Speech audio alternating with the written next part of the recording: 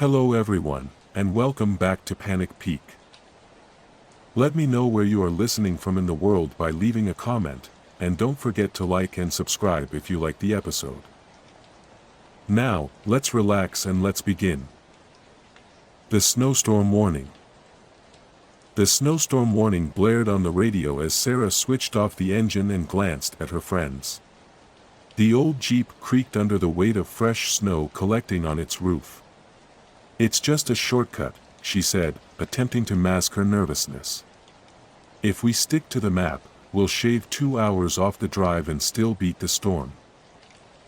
Her boyfriend, Mark, shrugged. "Sounds good to me. Roads are probably fine."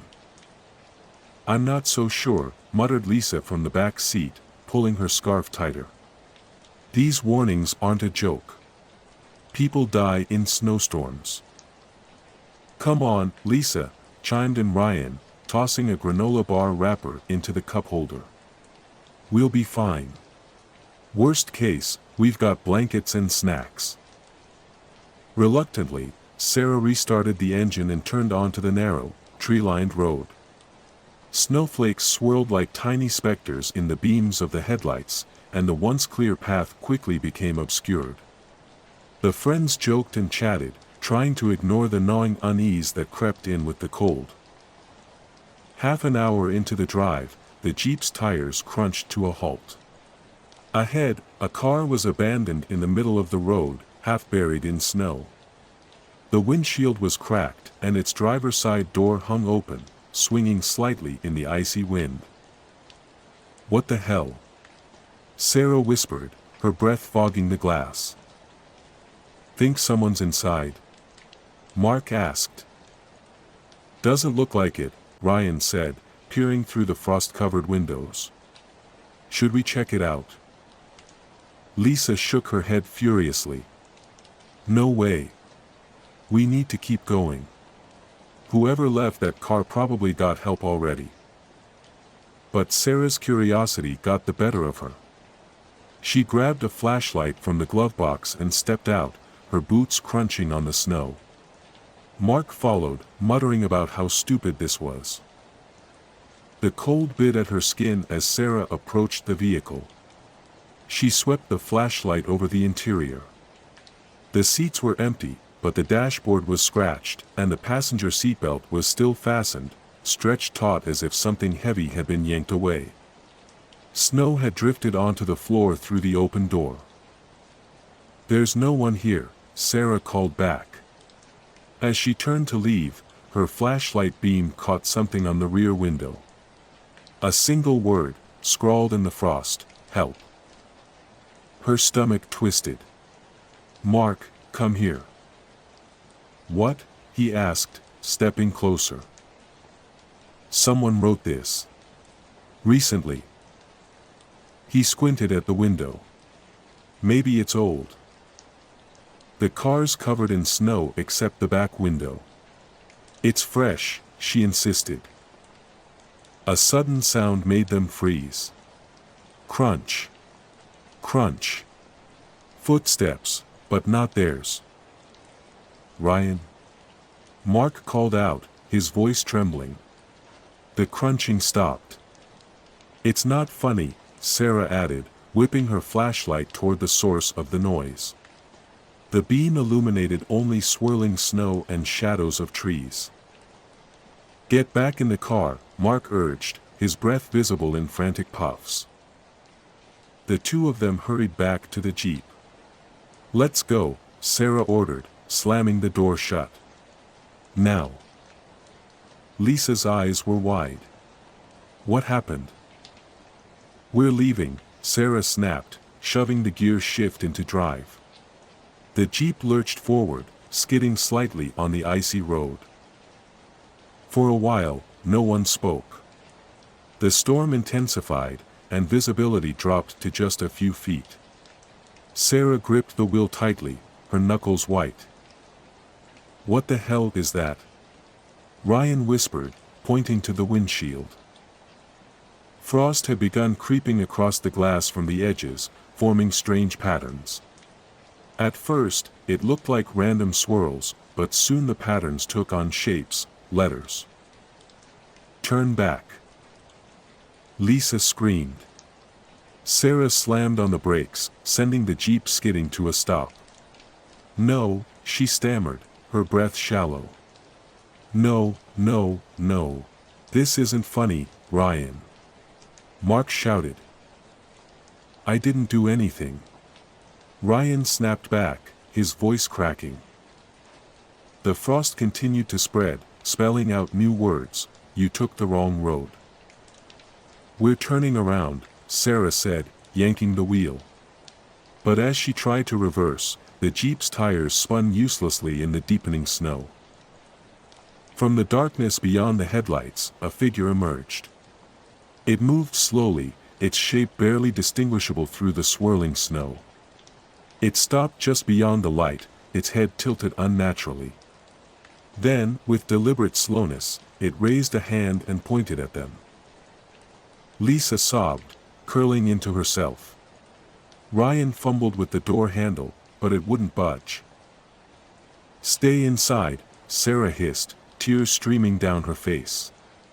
The figure took a step closer, its movements jerky, like a puppet on tangled strings. The frost on the windshield shifted again. One final message appeared, too late.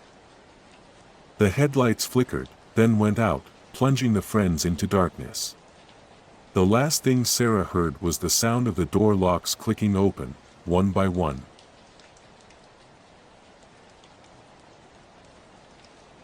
Silent night. The cabin was nestled deep in the woods, its log walls creaking softly under the weight of fresh snow. Inside, the fireplace crackled as the family exchanged laughter and stories, the scent of pine and mulled cider filling the air. It was Christmas Eve, and the outside world felt distant and silent under the thick blanket of winter. Around midnight, Uncle Greg stood up, stretching his wiry frame. "I'm going to step outside for some fresh air," he announced. "Greg, it's freezing out there," Aunt Marjorie warned, frowning from her seat by the fire. "I'll be quick," Greg replied, slipping on his boots and coat. He grabbed a lantern and opened the door, letting in a gust of icy wind. The family watched as his silhouette disappeared into the swirling snow. An hour passed, and Greg hadn't returned. Concerned murmurs replaced the festive chatter. "Should we go look for him?" asked Sarah, Greg's niece. She glanced nervously at the frost-covered windows. "He's probably just taking his time," her father, Richard, said. "You know Greg loves the snow." But when the clock struck 1, the door creaked open. Greg stepped inside, brushing snow off his shoulders. His face was pale, his eyes shadowed by dark circles. "Greg, are you all right?" Marjorie asked, rushing to him. "Fine," he said curtly. His voice was low, almost a growl. He hung up his coat and boots, his movements stiff and deliberate. Something about him was off. His usual jovial demeanor was gone, replaced by an unsettling silence. The family exchanged uneasy glances but said nothing. Greg sat by the fire, staring into the flames, his expression blank. Eventually, everyone retired to bed, but sleep didn't come easily. Sarah lay awake, the creaks and groans of the old cabin amplifying her unease. Around 3 a.m., she heard footsteps in the hallway, slow, deliberate steps that didn't match Greg's usual heavy stride. She held her breath as they passed her door and faded into the distance. The next morning, the family awoke to find the cabin unnervingly quiet. Greg wasn't in his room. The fireplace had burned out, leaving behind a pile of cold ash. Sarah was the first to notice the footprints. They started at the front door, bare, human footprints pressed into the snow.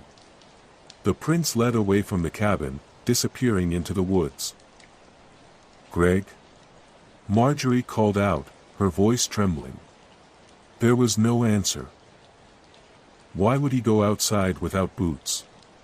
Richard muttered, pulling on his coat. The family followed the trail, their breath clouding in the icy air. The woods were eerily silent, the only sound the crunch of snow beneath their boots. The footprints wound deeper into the forest, past trees heavy with snow and icicles that glinted like daggers in the weak morning light. Eventually, the trail ended in a small clearing. The snow was disturbed, as though someone had thrashed about. In the center lay Greg's coat, torn and stained dark red. "Oh my God," Marjorie whispered, clutching Richard's arm. "Where is he?" Sarah asked, her voice rising in panic. The answer came in the form of a low, guttural growl. From the shadows of the trees, something emerged. It looked like Greg, but his face was wrong. His skin was stretched tight, his eyes sunken and gleaming with an unnatural light. His mouth twisted into a grin that was too wide, revealing sharp, yellowed teeth. "Greg?" Richard asked, his voice shaking. The thing tilted its head, then lunged. The family screamed, scattering as it moved with inhuman speed. Richard tried to fight it off, but was knocked to the ground. Marjorie grabbed Sarah's hand, dragging her back toward the cabin. They ran blindly through the woods, the thing's snarls echoing behind them. When they finally reached the cabin, Marjorie slammed the door and bolted it. Sarah collapsed onto the floor, sobbing. "What do we do?" Sarah whispered. Marjorie grabbed the fire poker, gripping it tightly. "We survive." The snarls grew louder, circling the cabin. Then came the scratching at the door, and Greg's voice, or something imitating it. "Let me in. It's freezing out here." The voice was wrong, layered with something guttural and hungry. Marjorie raised the poker as the door rattled violently. The last thing they heard before the door splintered was a low, guttural laugh, and the sound of bare feet crunching on snow.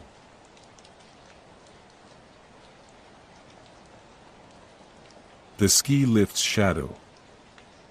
The ski lift swayed gently in the frigid wind, the cables groaning under the weight of 6 passengers spread across 3 chairs.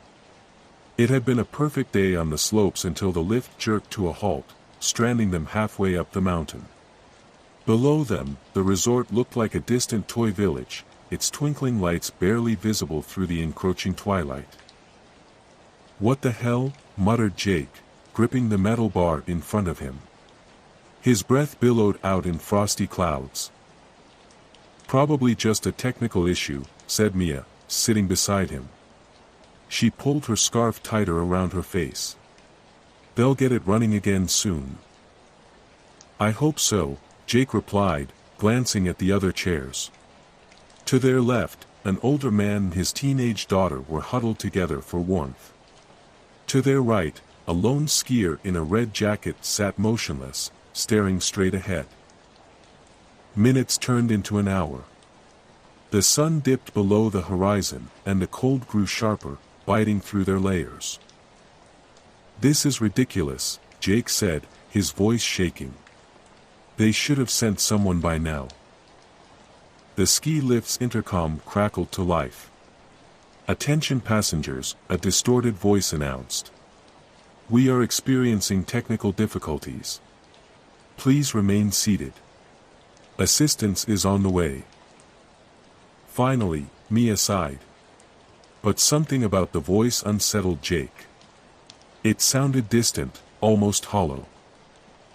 "Do you think it's a recording?" he asked. Mia shrugged. "Does it matter? As long as someone's coming." But no one came. Instead, the wind picked up, howling through the trees below.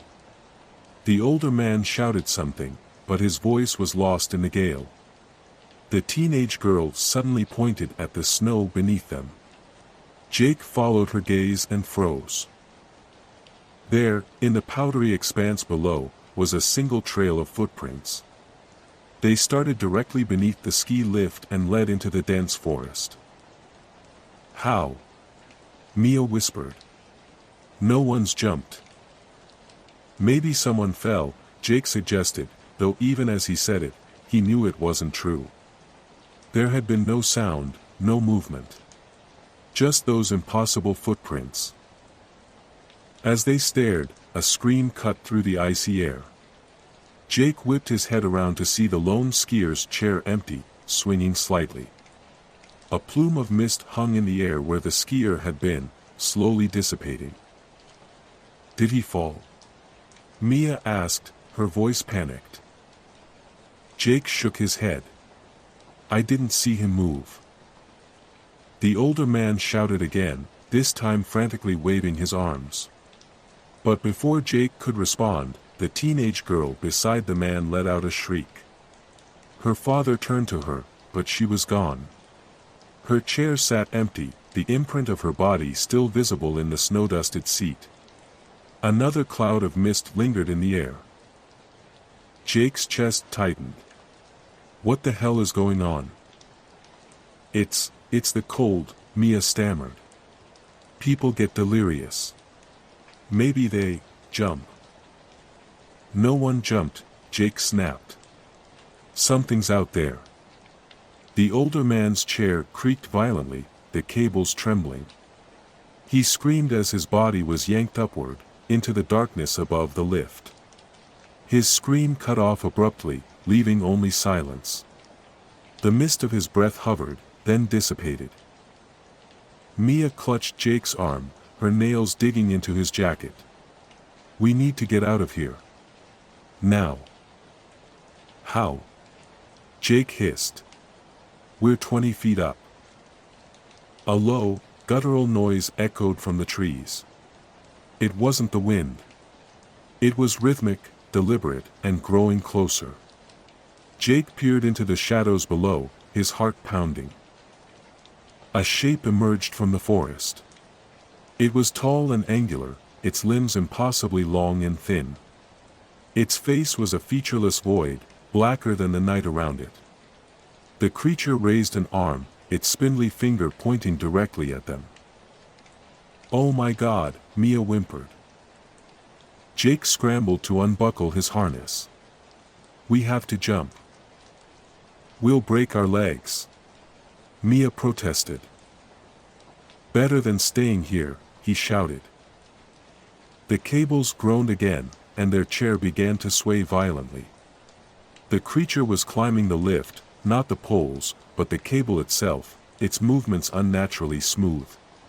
It was fast. "Go!"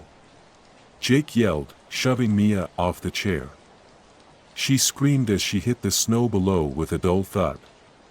Jake followed, landing hard and feeling a sharp pain shoot up his ankle. "Run," he gasped, pulling Mia to her feet. They stumbled through the snow, the cold biting at their exposed skin. Behind them, the creature let out a piercing wail that rattled the trees. Jake glanced back to see it leaping from the ski lift, landing on all fours like a predator. It moved toward them, impossibly fast, its long limbs skimming the snow. They reached the edge of the forest, where the trees loomed like skeletal sentinels. Mia tripped, falling face-first into the snow. Jake turned to help her, but the creature was already upon them. It loomed over Mia, its featureless face inches from hers. She screamed, her breath forming a cloud that was immediately sucked into the creature's void-like visage. Jake ran. He didn't look back. The wail followed him, growing fainter as he sprinted through the forest, his injured ankle screaming with every step. He didn't stop until he burst into the resort's lodge, collapsing in front of the wide-eyed staff and guests. When he tried to explain, his words came out in panicked gasps. A rescue team was dispatched to the mountain, but they found no trace of the ski lift passengers, only empty chairs swaying in the wind and a trail of steaming breaths frozen in the air.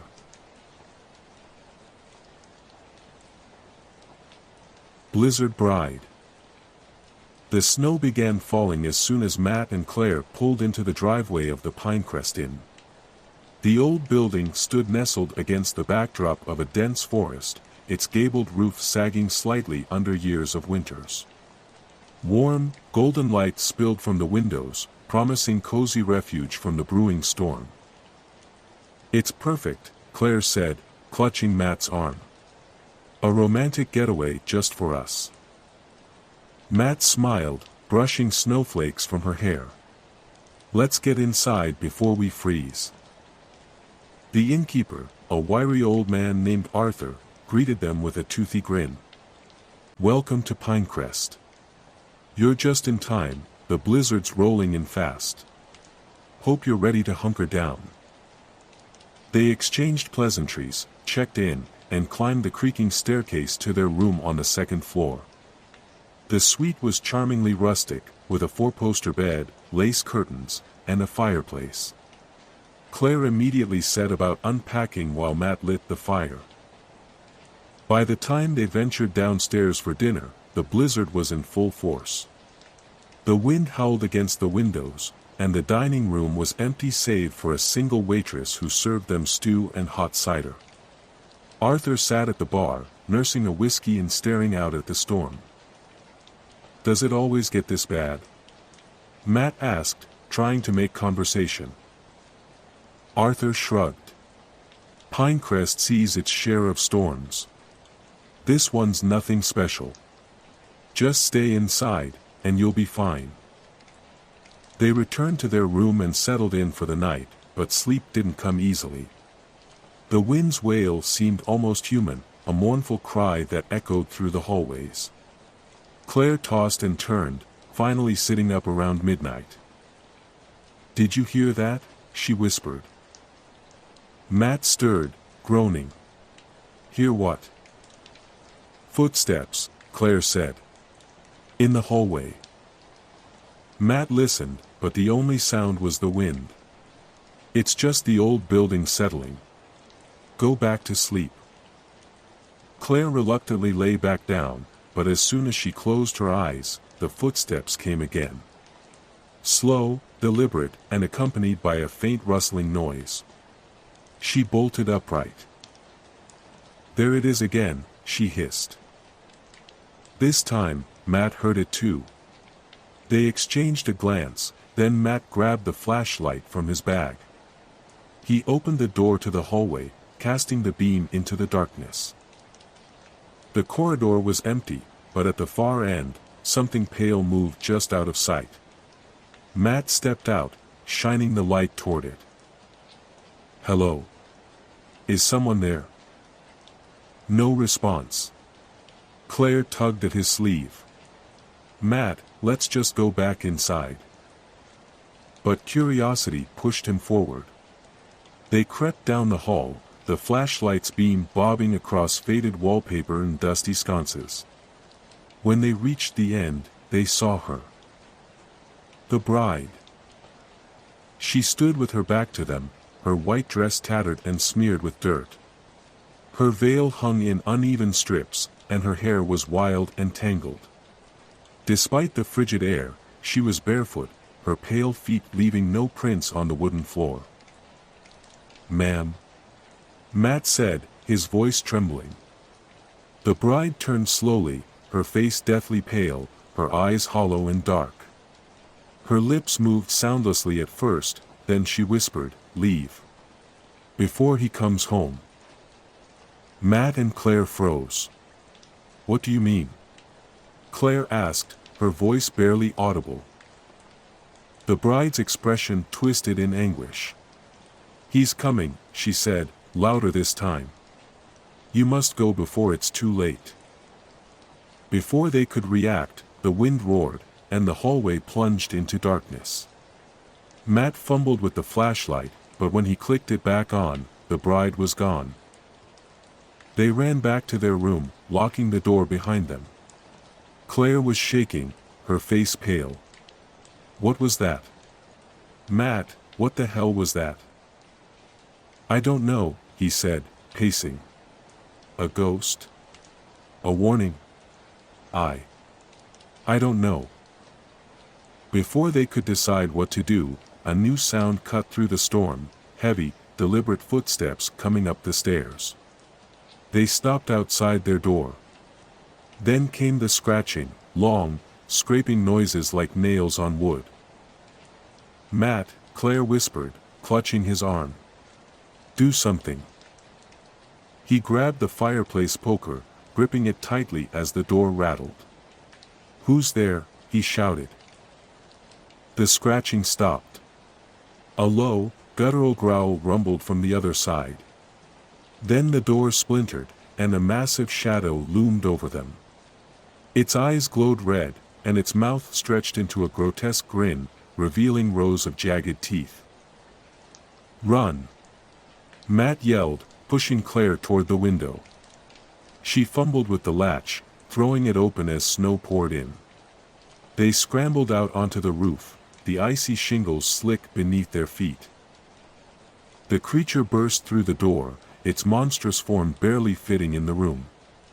It clawed at the window, snarling as they slid down the roof and into the snow below. They didn't stop running until they reached their car, buried under several inches of snow. Matt frantically dug at the driver's door while Claire kept watch. The creature's roar echoed through the storm, growing closer. Finally, the door gave way, and they tumbled inside. Matt turned the key, praying the engine would start. It sputtered once, twice, then roared to life. He slammed the car into reverse, skidding down the icy driveway as the creature's hulking form emerged from the inn, silhouetted against the swirling snow.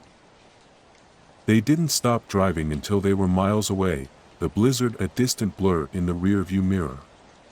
Only then did Claire notice the faint handprint on the inside of her window, small, delicate, and unmistakably human. The bride's warning had saved them, but her mournful visage lingered in Claire's mind for years to come.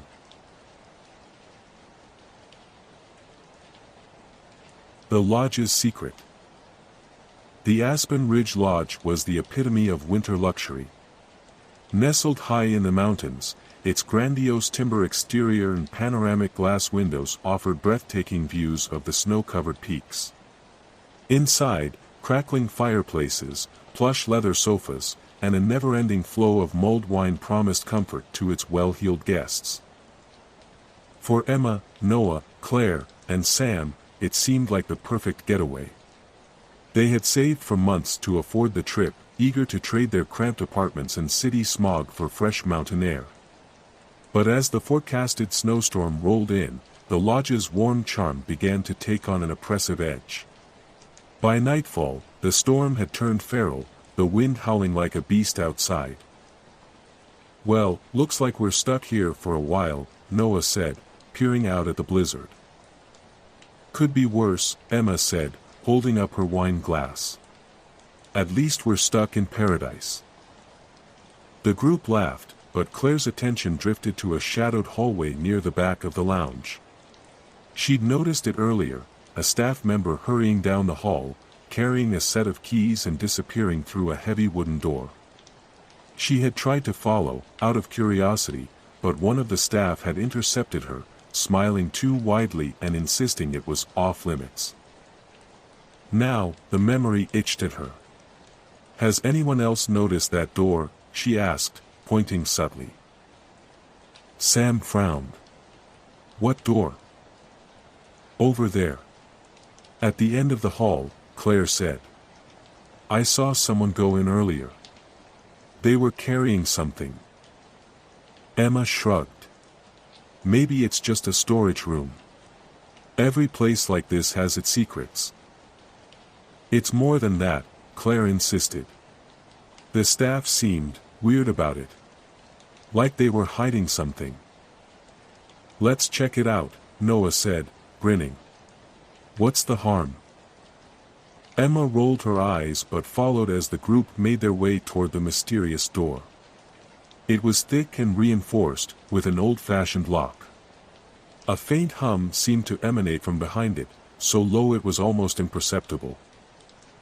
"Locked," Noah said, jiggling the handle.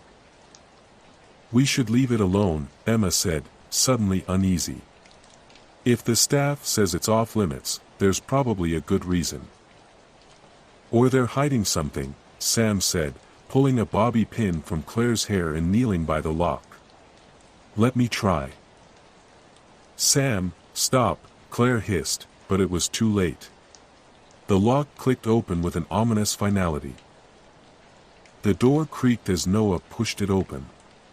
A staircase spiraled down into the basement, the air colder and heavier with each step. The hum grew louder, reverberating in their chests.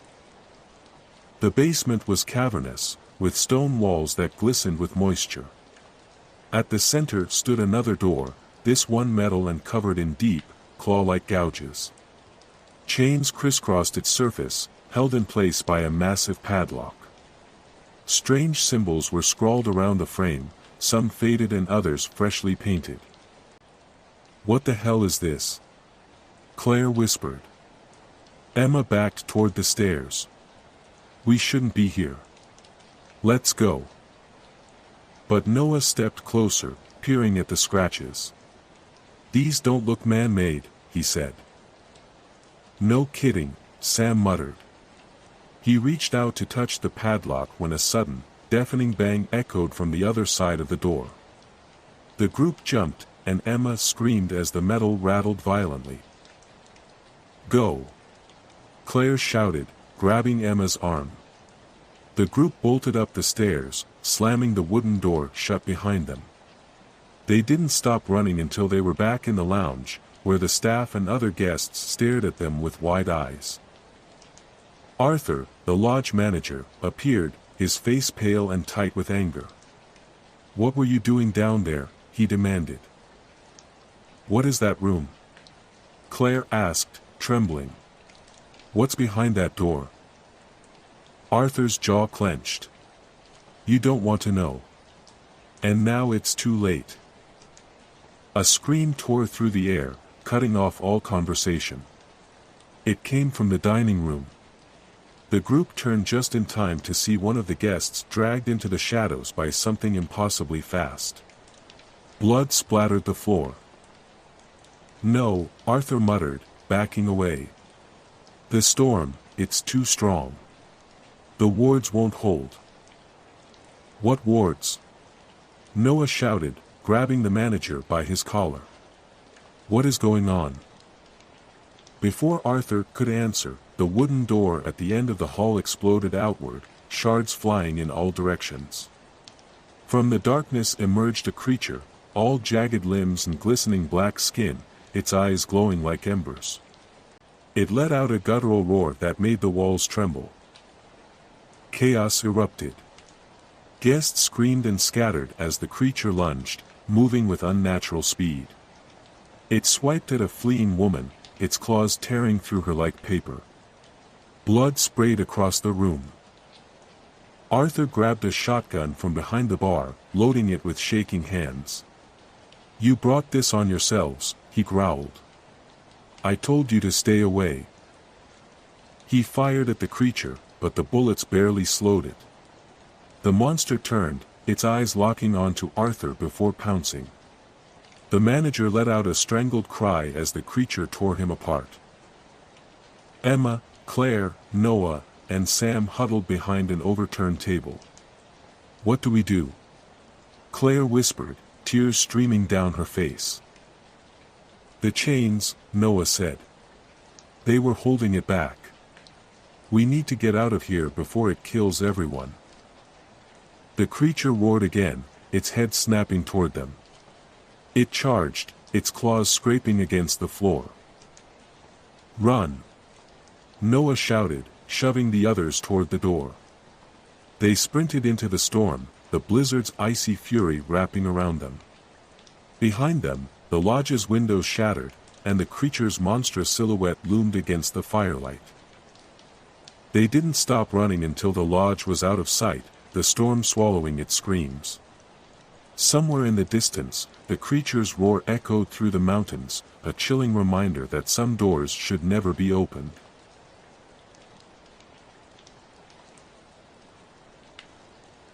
The wailing wind. The McAllister family was halfway through a cross-country road trip when the storm hit. Driving along a desolate stretch of highway, the howling wind turned the world outside their SUV into a swirling mass of white and gray. Snow lashed against the windshield, and visibility was reduced to mere feet. "Are we sure this is the right way?" Lisa asked, gripping the armrest. Her breath fogged the air inside the vehicle. "The GPS says we're on track," Mark replied, though his voice wavered. He tightened his grip on the steering wheel, his knuckles white. "There's a gas station in about 20 miles. We'll refuel and wait out the worst of it." In the back seat, their two children, Ella and Jake, sat quietly, bundled in blankets.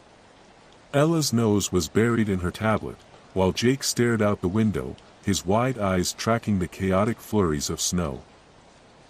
Then they heard it. A sound carried on the wind, a long, mournful wail that pierced the howl of the storm. "Did you hear that?" Lisa asked, sitting up straighter.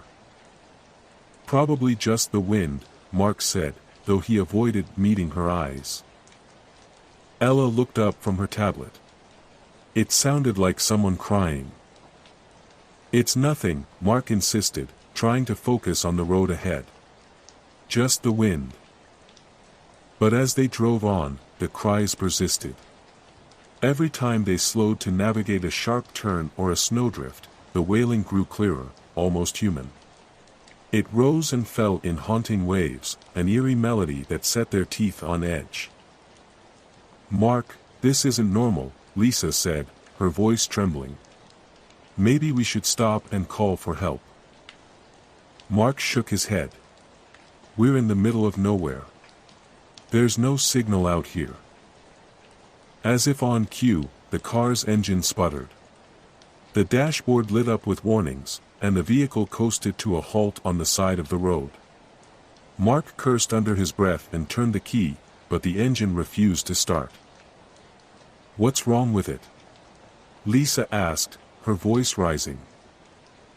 "I don't know," Mark said, slamming his fist against the steering wheel. "We've got plenty of gas. It's like it just stopped working." The wailing grew louder. Jake pressed his face against the frosted window. "It's closer," he whispered. Mark grabbed a flashlight from the glove compartment and opened the door. The freezing wind howled as he stepped out, the beam of light cutting through the storm.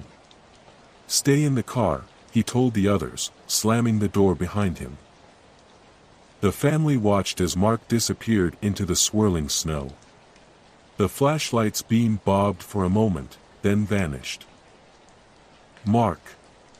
Lisa yelled, her voice muffled by the storm. She waited, but there was no answer. The wailing intensified, now unmistakably human. It sounded like a woman sobbing, her voice laced with despair. Lisa gripped the door handle, torn between staying with her children and going after her husband. Then, the sound stopped.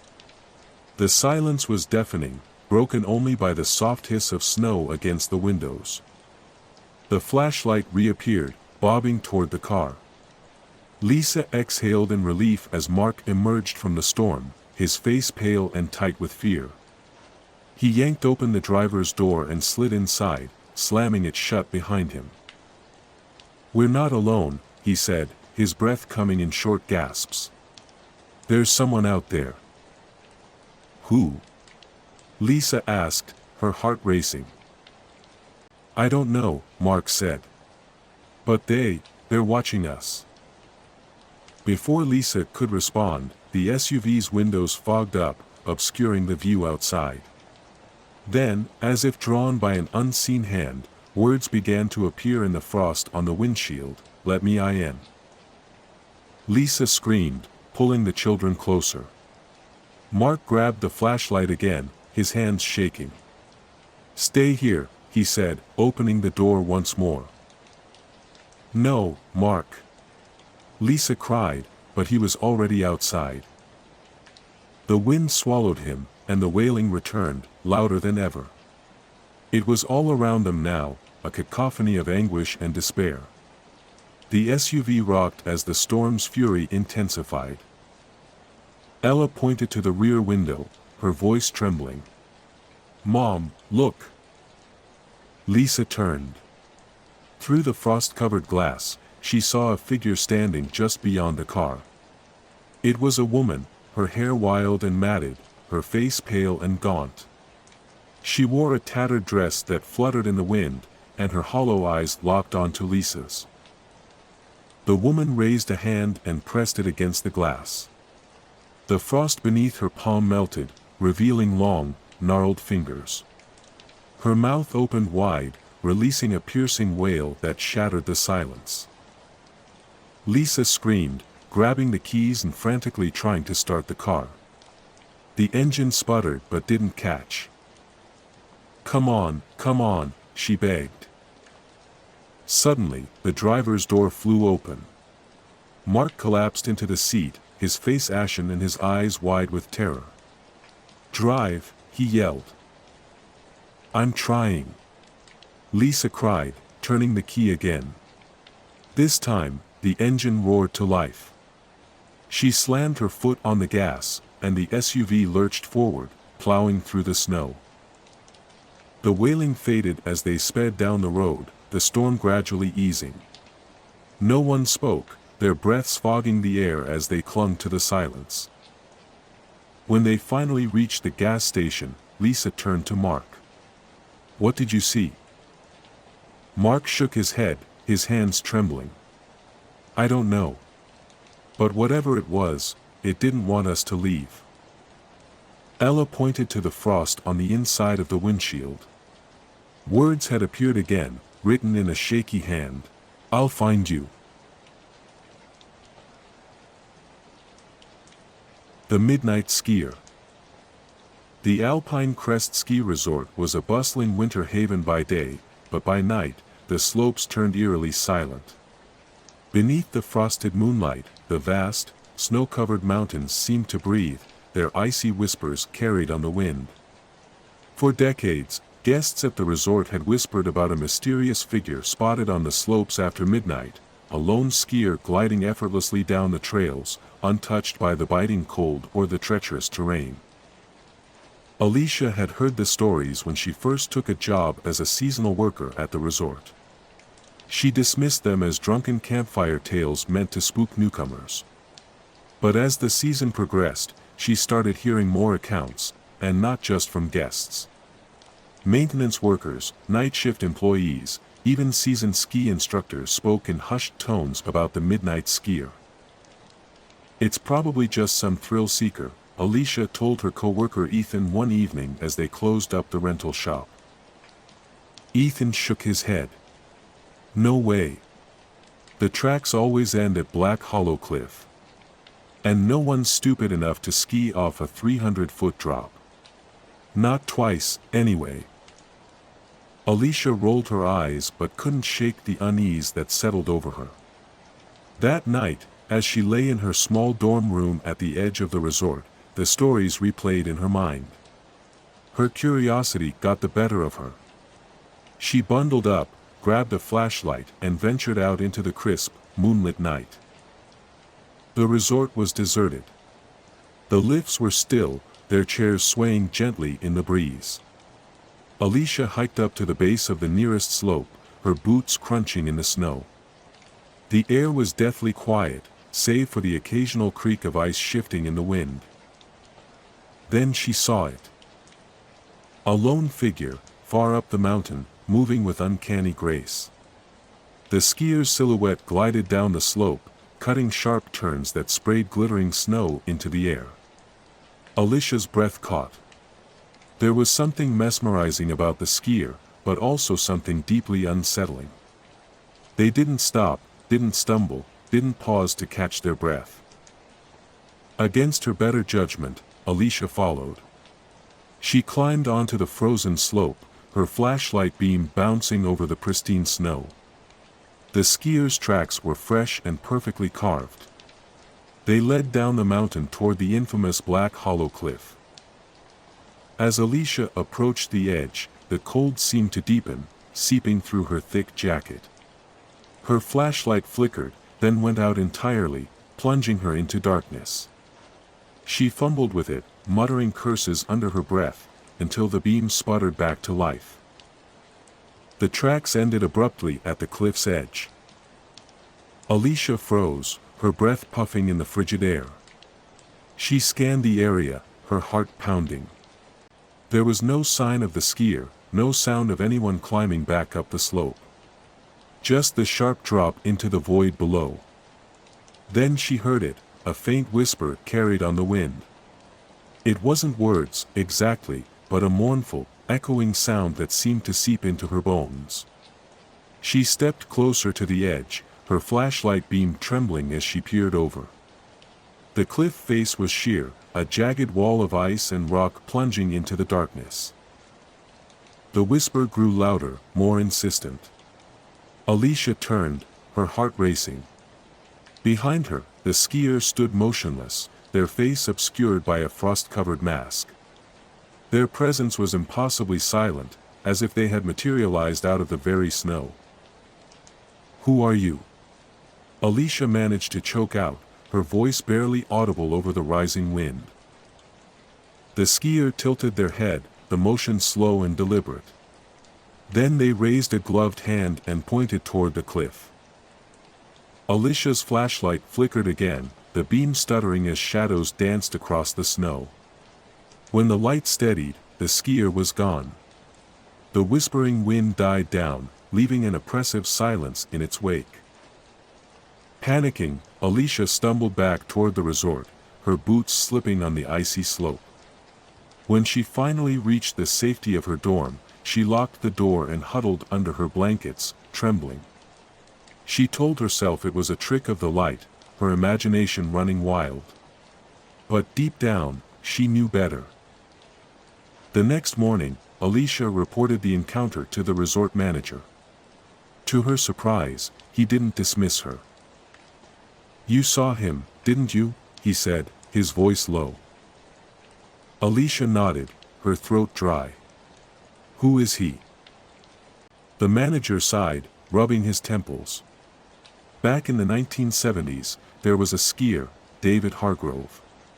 He was one of the best, fearless on the slopes.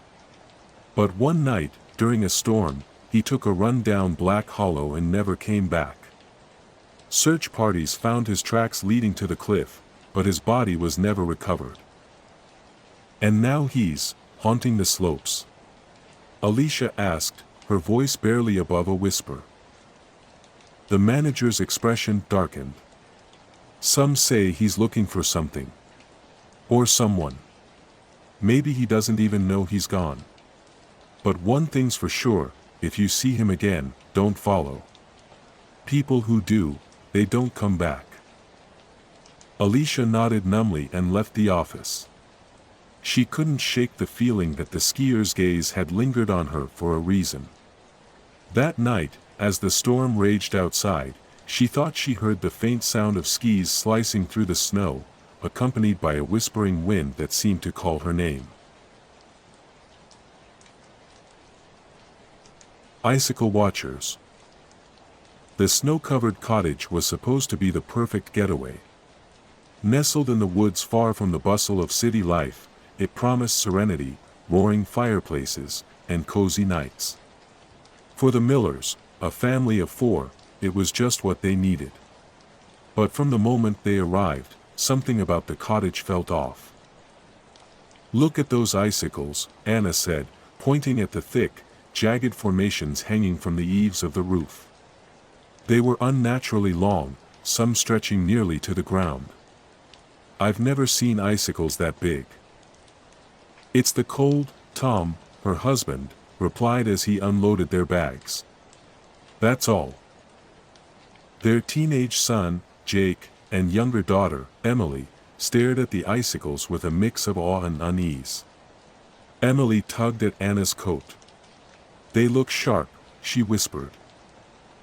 Inside, the cottage was rustic and charming, with wooden beams and stone fireplaces in every room. As the family settled in, a fire crackled in the hearth, and the warmth chased away the winter chill. For a while, the unsettling icicles were forgotten. But that night, as Anna closed the curtains in the living room, she paused.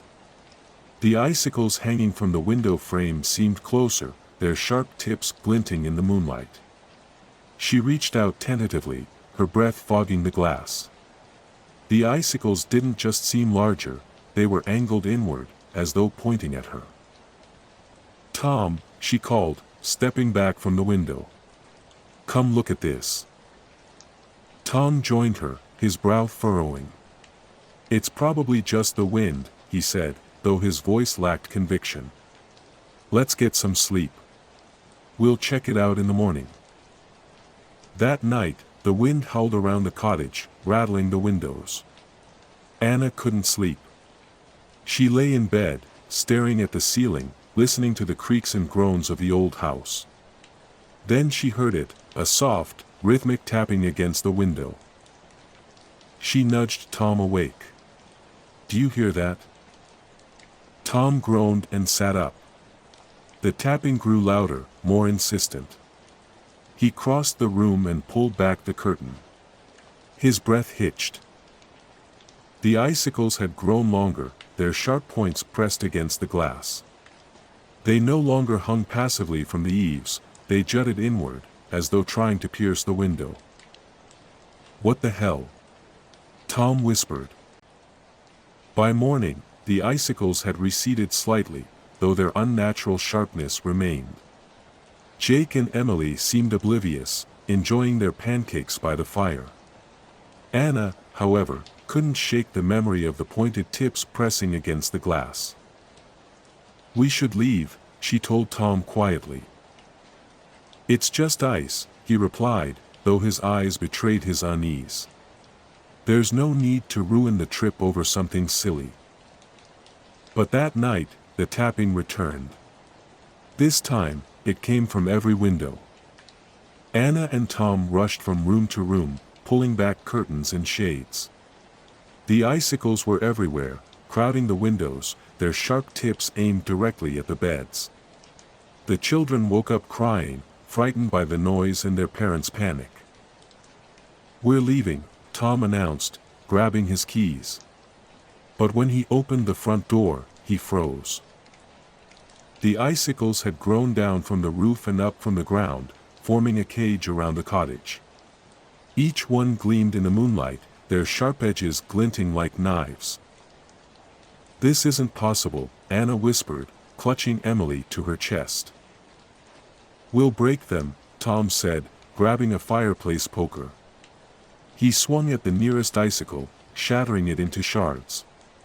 But as soon as it broke, another began to form, growing rapidly in its place. The wind howled louder, and with it came a low, mournful wail.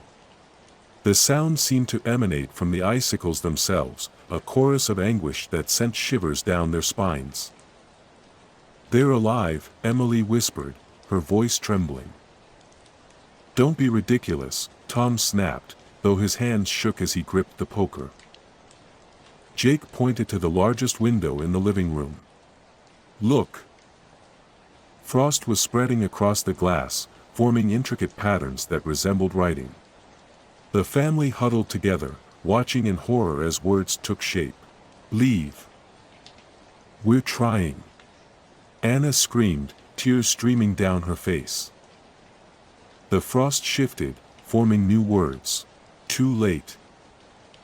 The wind surged, and the tapping became a deafening cacophony. The icicles began to press harder against the windows, the glass groaning under the pressure. One by one, the panes shattered, letting in the freezing wind and shards of ice. "Run!" Tom yelled, grabbing Anna and the kids. They fled to the basement, slamming the door behind them. The howling wind and wailing cries filled the house above, accompanied by the sound of shattering glass and splintering wood.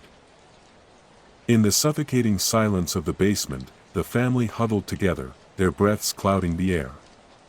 The temperature plummeted, frost creeping along the walls and floor. The wailing grew louder, as though it were coming from within the very walls. Then the basement door creaked open. The Millers stared in horror as an enormous icicle descended the stairs, twisting and turning like a living thing. Its sharp tip gleamed as it advanced toward them, followed by others. The last thing they saw was the frost covering their skin, freezing their screams in place. When the storm passed, the cottage stood silent. The icicles hung still once more, glinting in the sunlight. Inside, there was no sign of the Millers, only the faint sound of wind whispering through the empty rooms, carrying with it a single word: stay.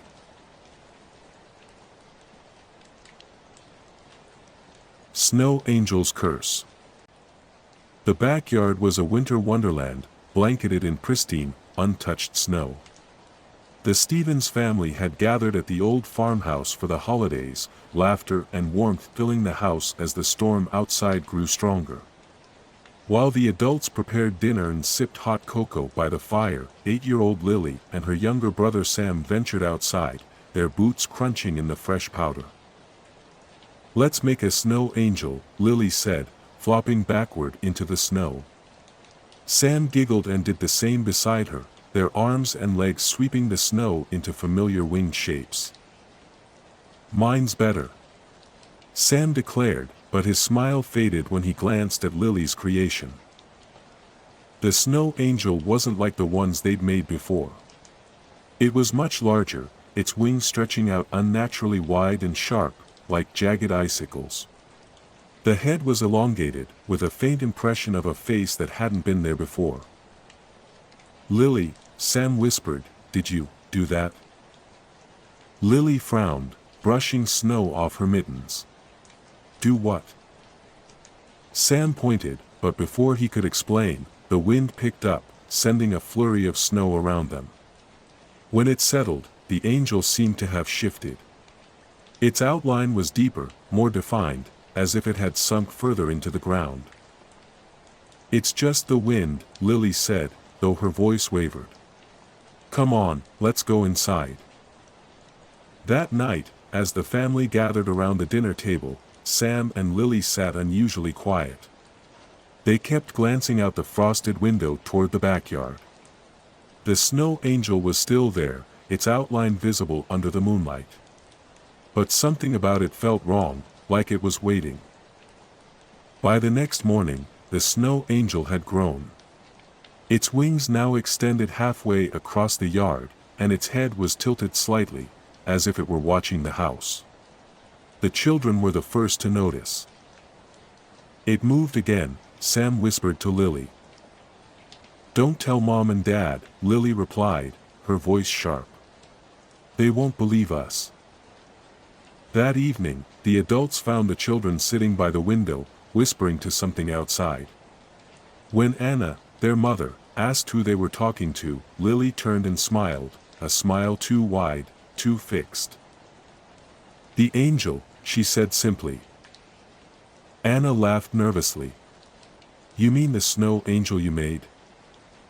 "No," Sam said, not looking away from the window. "The real angel. It's talking to us." By the third day, the angel's outline loomed like a figure carved into the earth, impossibly large and menacing. Its face had become clearer, with hollow eyes that seemed to bore into the house. The children refused to leave the window, their whispers growing more urgent, more frantic. "It wants us to come outside," Sam said that night as the family sat down for dinner. Tom, their father, set down his fork. "What wants you to come outside?" "The angel," Lily said, her voice distant. "It's lonely." Anna exchanged a worried glance with Tom. After dinner, they locked the doors and closed the curtains, but it didn't stop the feeling of being watched. That night, the power went out. The farmhouse plunged into darkness, the only light coming from the pale moon reflecting off the snow. Anna and Tom checked on the children, only to find their beds empty. Panic set in as they grabbed flashlights and searched the house. The back door was open, snow blowing in across the floor. Outside, Footprints led from the porch to the snow angel, which now stood upright in the yard. It was no longer an impression in the snow but a towering figure, its wings spread wide. The children knelt at its base, their heads bowed as if in prayer. Lily! Sam!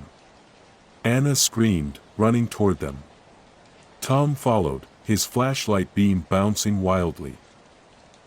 As they approached, the snow angel moved. Its hollow eyes turned toward them, and its mouth, a dark, gaping void, began to open. A low, guttural sound emanated from it, like the wind howling through a graveyard. "Come back!" Tom shouted, grabbing Sam's arm. But the boy didn't budge. His skin was ice cold, his eyes unblinking. Lily turned to look at them, her face eerily calm. "It's too late," she said. "We belong to it now." The angel's shadow stretched across the yard, enveloping the family. The wind roared, and the snow rose in a blinding flurry. When it settled, the yard was empty. The next morning, neighbors arrived to check on the Stevens family after the storm. They found the house empty, the back door ajar. In the yard, where the snow angel had been, there were now 4 figures, larger than life, their arms outstretched as if reaching for the sky. They were frozen solid, their faces twisted in silent screams. No one ever stayed in the farmhouse again, but the snow angels remained. And on cold, windy nights, passers-by swore they could hear whispers carried on the wind, calling them to join.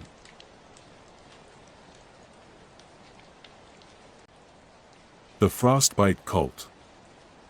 The wind howled through the barren mountains, a frozen scream that pierced the traveler's bones. His name was James, a weary wanderer whose face was hidden beneath a thick scarf, his breath forming fleeting clouds in the air as he trudged through the snow. The storm had come quickly, catching him off guard. His legs felt like lead, and his hands were numb, stiff as he gripped his pack, pushing forward despite the growing exhaustion. He had been traveling for days, moving through rough terrain in search of shelter, and now the storm seemed determined to swallow him whole. The snow was relentless, blanketing the ground in an unbroken sheet of white. He could barely see, and the wind whipped through his clothes as though it were alive. His feet slipped over icy patches, and his breath came in ragged bursts. Every step seemed like an eternity. His thoughts were growing cloudy, his body slowing to a crawl when, through the blizzard's fury, he spotted it. A flicker of light. Weak at first, but unmistakable. A lantern's glow cutting through the white storm like a beacon. James pushed forward with renewed strength, his heart lifting with the possibility of warmth, of rest. The light grew brighter as he stumbled forward, the snow swirling in dense sheets around him. Finally, after what felt like hours, he reached a small settlement, nestled at the base of the mountain. There were no signs of life beyond the pale yellow glow of windows in each modest home, but the sight of it filled James with a strange sense of relief. His body was shaking uncontrollably from the cold, his fingers stiff as he knocked on the door of the nearest house. It opened immediately, revealing a gaunt man with pale blue eyes, his skin almost translucent. His hair was a frosty white, and his face was ashen, yet there was no mistaking the unsettling calm in his expression. "You've come," the man said, his voice gravelly. "We've been expecting you." The words sent a chill through James's spine, but he didn't care. His bones ached for warmth. "I need shelter. I've been lost in the storm for hours," James pleaded, his voice trembling. Without a word, the man stepped aside, allowing James to enter. The warmth inside hit him like a wall, wrapping around him in a suffocating embrace. It felt as though he had stepped into the core of a furnace, and for the first time in hours, he could feel his fingers again, his blood warming with each second. As he took in the scene inside, James felt a knot twist in his stomach. The room was filled with people, all of them seated at a long table, their faces pale, their eyes vacant. The heat was almost too much, and James, in his desperation, barely noticed the strange patterns of frostbite that marred the hands and faces of those who sat. Each scar seemed to pulse, a faint blue shimmer running through the ice. The man who had opened the door gestured for James to sit. "You must be hungry," he said, his eyes never leaving James's face. A bowl of steaming stew was placed in front of him. The scent was rich and intoxicating, wafting from the bowl with a promise of warmth, comfort, and the end of his suffering. James hesitated for only a moment before he picked up the spoon. He was starving, and the sensation of warmth and food filled him with a desperate need to devour it all. As he ate, the other villagers watched in silence, their expressions unreadable, their eyes glinting strangely in the flickering light. The stew was beyond anything he had ever tasted, rich with herbs and meat, a taste so powerful that it seemed to melt the cold away from his very soul. But as he swallowed the last spoonful, a strange feeling washed over him. A creeping sensation, like ice slowly crawling beneath his skin. His stomach turned, a sudden gnawing discomfort deep within him.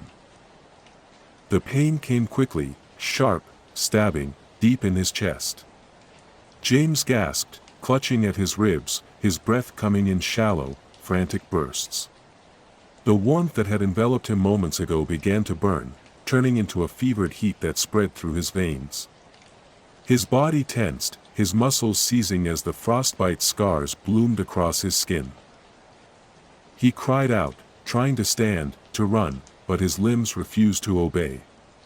The cold gripped him with unnatural force, and his skin turned pale, then blue. The frostbite spread like an infection, creeping up his neck, his face. His hands, once so stiff from the cold, were now marked with the intricate blue veins of ice, as though someone had carved them into his flesh. "You've eaten the offering," the man said softly, his voice now echoing in James's ears, low and reverent. "You are now one with us." James tried to scream, but his voice was caught in his throat, replaced by the sound of crackling ice. His body was no longer his own. He could feel the cold invading his very soul, wrapping itself around his heart. His vision blurred as the pain intensified, and he fell to the floor, his limbs frozen in place. His mouth opened in silent horror as the villagers stood and surrounded him, their eyes now filled with the same strange hunger he had seen in their faces. "We give our warmth to the storm," the man whispered, crouching beside James. "For the storm gives us life in return.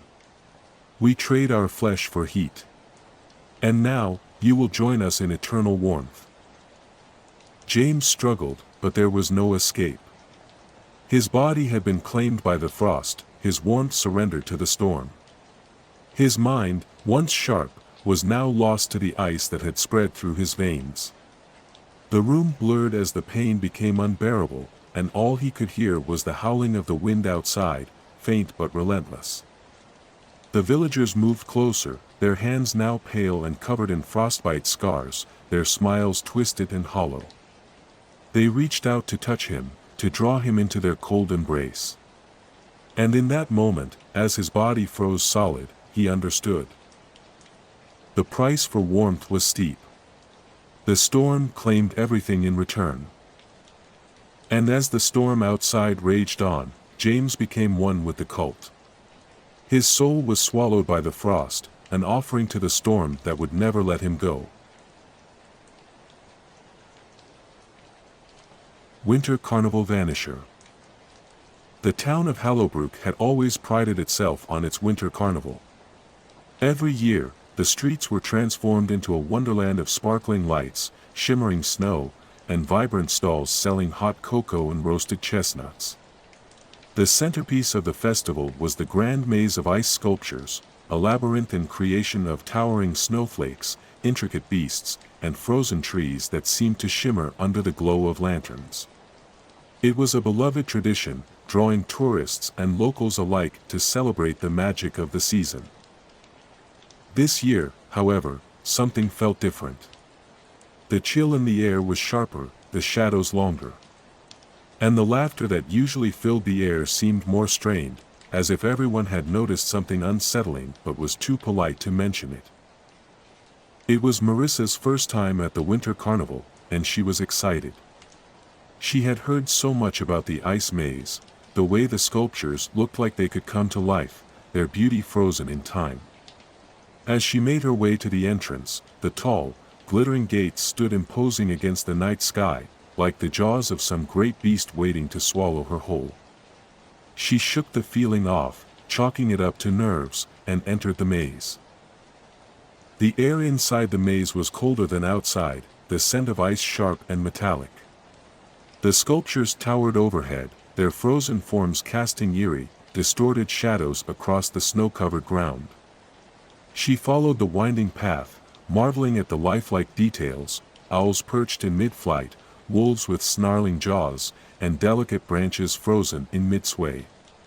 But the deeper she ventured, the more the atmosphere shifted. The labyrinth felt endless, each turn looking eerily similar to the last, as if the maze was alive and shifting around her. It was then that she first heard it. A faint sound, whispers, barely audible, carried on the wind. She stopped, straining to listen. The whispers grew louder, but they didn't sound like words. More like breathing.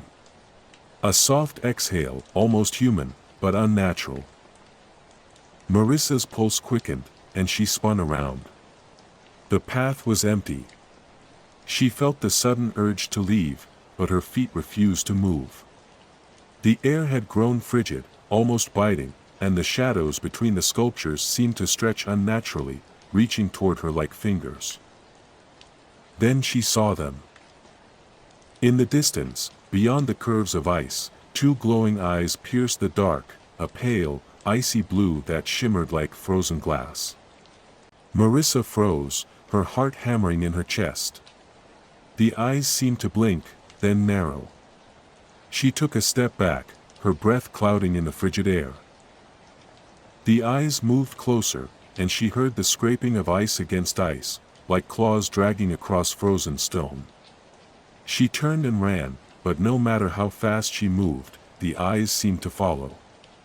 With each turn, she felt herself being pulled deeper into the maze, the exit nowhere in sight.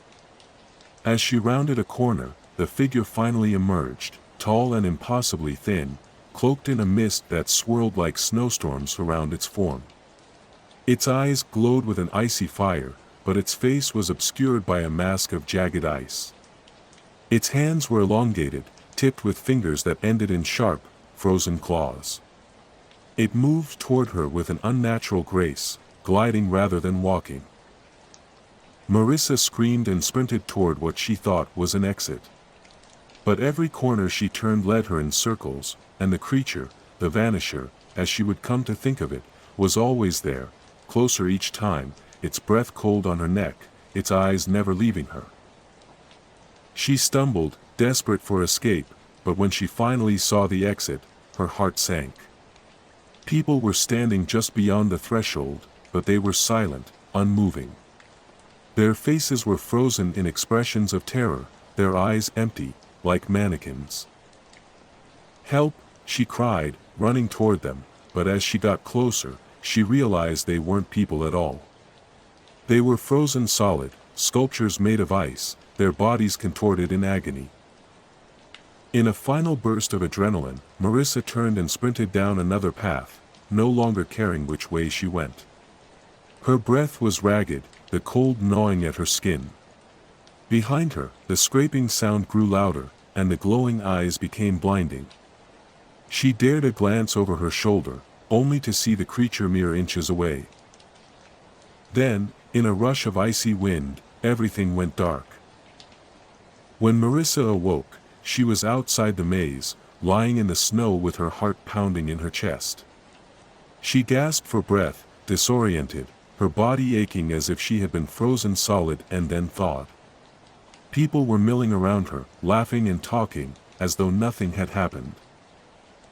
She stood up, her legs shaking, and looked around.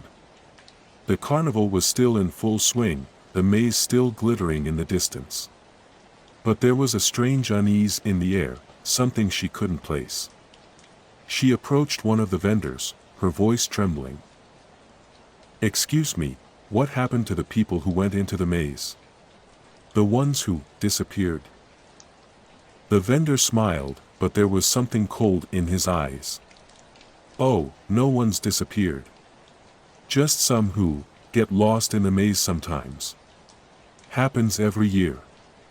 It's part of the fun." Marissa felt a chill run through her, her blood turning cold. She didn't believe him. She had seen the faces of the frozen people, the empty eyes of those who had fallen victim to the maze. Later, as the night wore on, others began to speak of their experiences. They whispered about strange feelings of being watched, the sensation of something cold breathing down their necks. Some claimed they had heard the scraping of ice, or felt something following them just beyond their vision. And then there were those who said they had seen the glowing eyes. But none of them remembered what happened after they entered. They had simply emerged. But they were different. Pale, haunted, their eyes wide with a terror that lingered long after they left the maze. The whispers spread, and soon the carnival was filled with fear. Some left, unwilling to stay. Others refused to enter the maze ever again. But the Vanisher had tasted the fear, and it would not stop until it had claimed more souls. Marissa couldn't shake the feeling that she had narrowly escaped something ancient, something far worse than the maze itself. And when the carnival finally ended, and the lights dimmed, she saw the glowing eyes once more, watching her from the shadows. The Vanisher had not finished with her yet. The maze would always call to those brave enough to enter. And once they did, the Vanisher would claim them, one by one, until they, too, became part of the carnival's frozen exhibit. And next year, the maze would be waiting. The Endless Cabin. It had been a perfect day for snowboarding. The slopes at Black Peak Mountain were untouched, and the sun shone brightly against the pristine white landscape. A group of 5 snowboarders, Tom, Sarah, Jake, Lily, and Ben, had spent the entire afternoon carving their way through the powder, laughing and racing each other down the mountain. But as evening began to fall, the storm clouds rolled in, quickly turning the once clear sky into a thick, oppressive gray. The wind picked up, biting their skin with cold gusts, and the temperature dropped rapidly. By the time they had reached the base, the storm was in full force, and the mountain resort was barely visible through the snow that was beginning to fall in thick, heavy sheets. They had to find shelter. "We can't make it back to the resort in this," Tom said, his voice tense as he looked out into the swirling white. "We'll freeze if we don't find somewhere to stay." "There's an old cabin just up the trail," Jake suggested, his breath forming clouds in the icy air. "It's not far from here. I've seen it on the maps." With no other option, the group bundled up and trudged through the snow, heads down, fighting the wind as they pushed forward. After what felt like hours, they finally saw the cabin through the snow, a dark shape emerging from the storm, its windows glowing faintly. They reached the door, and Tom knocked twice. No answer. He tried the handle and found it unlocked. Cautiously, they entered. The inside of the cabin was dimly lit by a flickering fire in the hearth. The warmth was immediate, and the relief they felt was palpable. They shut the door behind them, sealing out the howling wind and biting cold. The room was cozy, with worn furniture and a few old paintings hanging crookedly on the walls. It felt like the kind of place where someone had lived years ago, but it had long since been abandoned. There was an eerie stillness to the air. "We'll be safe here for the night," Sarah said, rubbing her hands together, trying to warm up. "We'll need to make sure we have enough supplies," Lily said, eyeing the sparse kitchen. We'll figure it out in the morning, Ben added. Let's just get some rest. The group settled into the cabin, unpacking their gear and trying to make themselves comfortable. After some time, they realized there was no other way in or out of the cabin except through the single front door. They'd have to wait out the storm. As night deepened, the storm raged outside, the wind howling like something alive. The group sat around the fire, drinking the last of their water and trying to sleep. But after a while, Sarah got up to stretch her legs. I'm going to check the other rooms, she said. I need to clear my head. She walked to a door at the back of the cabin and opened it. The room beyond was dark, but it seemed to be a small, unused storage space, full of old furniture and crates. What's in there? Tom asked, glancing over his shoulder. Nothing, Sarah replied, shutting the door. Just some junk. She turned to go back to the main room, but when she tried to open the door again, it wouldn't budge. She pushed harder, frustration mounting, but the door remained stubbornly closed. Something's wrong with it, she said, tugging at the handle. It's stuck. The others joined her, trying to force the door open, but it wouldn't give. After several failed attempts, Jake suggested they try another room. This cabin is bigger than it looks, Jake said.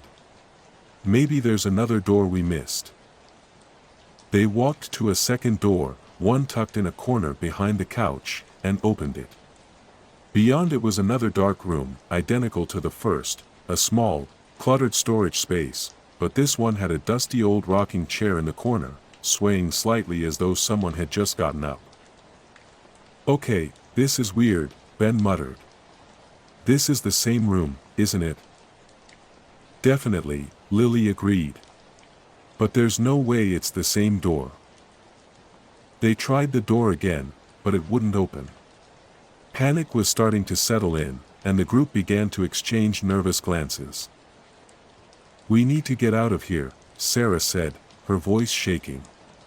Let's go back to the main room and figure out what's going on. But when they turned to go back, the hallway behind them was no longer the same. The walls had shifted, the door they had entered through was gone, replaced by another one, a door they hadn't seen before. What the hell? Tom breathed. They hurried toward the new door and opened it, but what they found beyond was even more unsettling. The same small room, except this time, there were photos on the walls. Black and white photos, old and faded, of people they didn't recognize. In the corner, a single chair faced them, its back to the door. Is this a joke? Jake said, his voice cracking with unease. Are we being pranked? But no one laughed. The weight of the situation pressed on them, heavy and suffocating. They tried another door, and then another. Each time, they found themselves back in the same place. The rooms were all identical, and the walls seemed to be closing in around them. And then, in the corner of one of the rooms, they saw it, a set of windows. They rushed to them, hoping to see the storm and snowdrifts outside, but when they looked out, they saw something entirely different. The landscape beyond the windows was no longer the snowy mountains they had descended from. It was a vast, frozen wasteland, jagged peaks towering over an endless plain of ice. No storm. No snow. Just endless, desolate white. The room was silent as they stared at the impossibility outside. We're trapped, Lily whispered, her voice shaking. We're not even on Black Peak anymore. I don't understand, Sarah said, her breath shallow. How is this happening? The fire in the hearth flickered low, casting long shadows across the room. Then, in the dim light, they noticed something, movement. Just beyond the windows, out in the wasteland, there was something watching them. A figure, standing motionless, its shape distorted by the snow. We need to get out, Ben said, his voice rising in panic. There has to be a way out of here. But every door they opened led to the same place. The same rooms. The same haunting landscape. The cold began to seep deeper into their bones, and they realized that the cabin had become their prison. As the hours passed, their hope dwindled, replaced by fear and desperation. The figure outside moved closer, now only a few feet away from the cabin, its shape becoming clearer, a pale, thin figure, with hollow eyes that glowed faintly in the darkness. And then, one by one, they disappeared. First Jake. Then Lily. Then Tom. The last thing Sarah saw was the figure standing in the doorway of the room, its cold, icy hands reaching for her as the light of the fire went out, plunging her into darkness. When morning came, the storm had cleared. The sun was bright over Black Peak Mountain, and the resort workers found a cabin at the end of the trail. It looked as though it had been abandoned for years, the door creaking open with the lightest push. Inside, the place was empty. No sign of the snowboarders. Just the eerie silence of an abandoned cabin. But if you looked out the window, if you looked closely enough, you might catch a glimpse of something moving in the snow. A pale figure, with hollow eyes, watching. Waiting.